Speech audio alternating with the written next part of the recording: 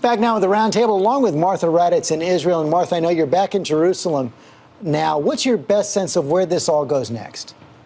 George, I think one thing that was made very clear to me today by the Israelis is that there will be more of those small commando raids into Gaza to look for those long-range rocket launchers and the rockets.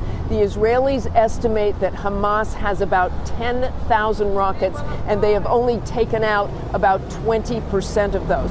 We're back in Jerusalem now, but on the way back, we did see those tanks, those Israeli tanks amassed at the border, but I don't really get the sense that the Israelis want a larger ground incursion. But if that Iron Dome fails, all bets are off, George.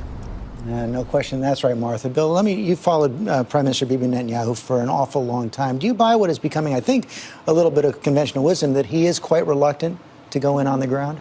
Yeah, and I think a lot of Israeli prime ministers have been. It's a small country, and you're talking about casualties on both sides.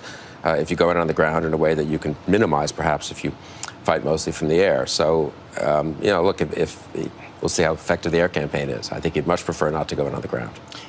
It's a real absence, though, of American leadership in the region, because I think that you've got these rockets going into Gaza from Syria and Iran, and we haven't made a strong enough presence in that region to have people be afraid of this country. And so I think there's a sense that they can get away with anything they want to get away with. So much criticism of President Obama, David, for not going in, conducting the airstrikes against Syria. Also, some sense that there was a wasted effort by Secretary of State John Kerry to try to promote this peace between Israel and Palestine.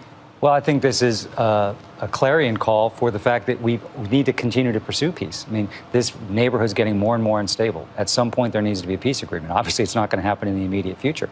But I think in terms of, let's look at Iron Dome.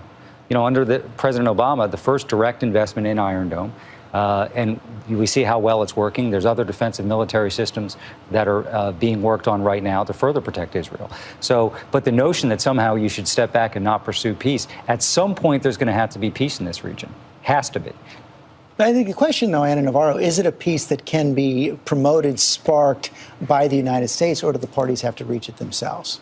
I think both. I think that we cannot give up having a role in the region and playing peace broker and bringing the parties together, not only those parties, but also other countries and governments that can influence the two parties. But at the same time, America must support Israel. Hamas needs to stop shooting rockets at Israel. Israel has the right to protect her citizens. At the same time that we try to and ask for a de-escalation of this, because it can only spiral out of control and cost many, many lives. Can any institution, any country, any government out there really have leverage over Hamas?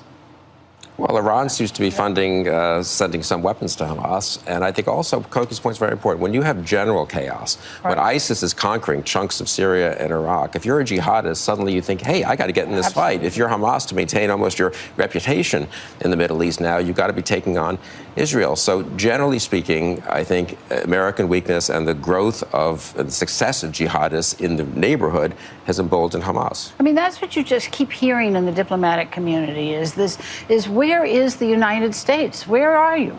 And Syria being the best example. If we had been in Syria a lot sooner, maybe all of this wouldn't be happening. Who knows? But except in Syria, we would have been on the side of ISIS. Well, except they wouldn't have been ISIS at that point. They weren't ISIS yet. I mean, we helped create ISIS.